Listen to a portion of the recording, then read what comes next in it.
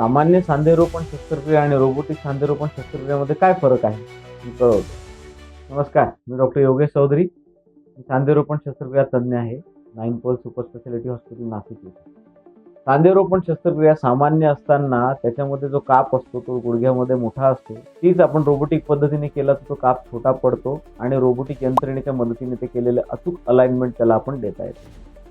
त्यासोबत हाड कापण्याची जी प्रक्रिया आहे आतमधली ती आपण रोबोटिक पद्धतीने केली जाते आणि म्हणूनच मग छोटी जखम आणि छोट्यातल्या छोट्या हाडाच्या कापामधून ही शस्त्रक्रिया होते. तो वेदना अतिशय कमी असतात आणि रुग्णाची त्याच दिवशी आपल्याला हालचाल सुरू करता येते, व्यायामाची प्रक्रिया सुरू करता येते आणि वॉकिंग अगदी सुखकर होऊन जे सामान्य शस्त्रक्रियेच्या रिकव्हरीच्या तुलनेमध्ये म्हटलं तर रोबोटिक शस्त्रक्रियेमध्ये ही ताबडतोब रिकव्हरी होऊन फास्ट आपण त्याला प्रोटोकॉल म्हणून त्यांना लवकरात लवकर डिस्चार्ज करू शकतो.